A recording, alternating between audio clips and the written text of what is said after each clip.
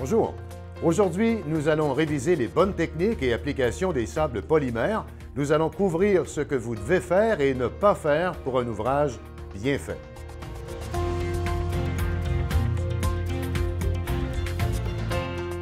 Souvenez-vous, faites-le une fois en utilisant la vraie façon de faire, gagnez temps et argent, évitez les insatisfactions et soyez reconnus.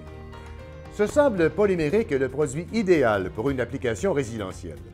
L'installation du sable polymérique sera la dernière étape des travaux avant de recevoir votre dû et la dernière étape d'un travail bien fait dans les règles de l'art. Cependant, il doit être installé sur une surface sèche, libre de toute forme d'humidité, même la rosée du matin. Assurez-vous qu'il n'y aura pas de pluie à l'horizon pour la prochaine heure suivant l'installation et assurez-vous d'une température ambiante de 0 degrés Celsius ou plus. Assurez-vous aussi que tous les employés impliqués maîtrisent bien les étapes d'installation. Finalement, ceci sera le résultat d'un ouvrage bien fait.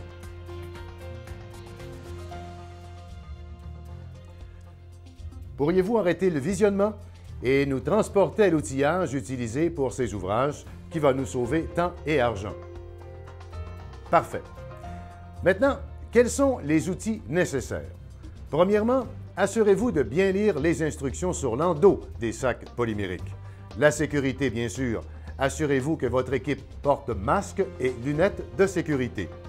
Nous aurons besoin d'un boyau et d'un arrosoir réglable. 2 types de balais, soit un à crin dur afin d'étendre le sable dans les joints et un à crin souple pour le balayage final. Nous utiliserons une plaque vibrante d'une force centrifuge de 3500 livres pour un ouvrage existant qui sera seulement réaménagé et un autre d'une force centrifuge de 4 à 5000 livres pour un nouvel ouvrage. Un matelas de compaction, bien sûr, afin de ne pas abîmer la surface des pavés. Et finalement, un souffleur à feuilles afin d'éliminer tout résidu de sable ou d'eau. Le sable polymérique est l'étape finale d'un ouvrage bien fait.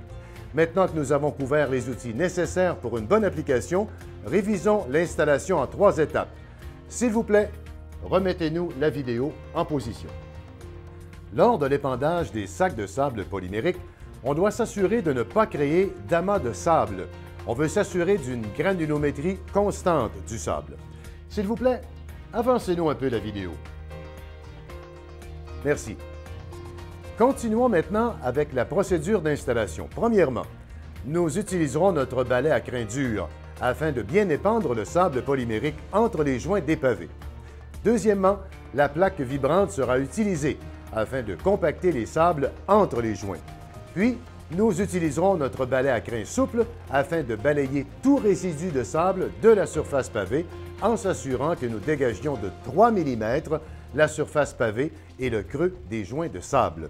Finalement, on va utiliser notre souffleur à feuilles afin d'enlever tout résidu du balayage de la surface pavée. Un rappel. Le balayage et le soufflage vont permettre d'éliminer la possibilité de taches sur les pavés. Encore une fois, faites-le une fois en utilisant la vraie façon de faire, gagnez temps et argent, évitez les insatisfactions et soyez reconnus.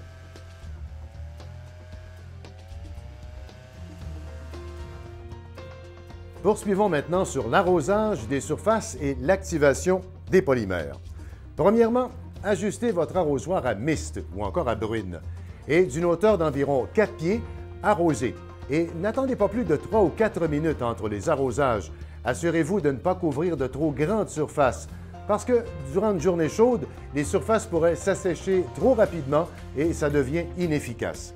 Maintenant, d'une hauteur de 2 à 4 pieds, vous rincez de nouveau et vous n'attendez pas plus de 3 ou 4 minutes. Finalement, lors du 3e arrosage, vous arrosez encore et vous rincez les surfaces. Et lorsque l'eau s'accumule dans les joints et ou si on aperçoit une mousse blanche, il est maintenant temps d'arrêter. Maintenant, nous utiliserons de nouveau le souffleur à feuilles afin d'éliminer tout excédent d'eau qui s'accumulerait dans les joints ou sur la surface des pavés. Ceci va assurer un produit fini parfait et sans tache.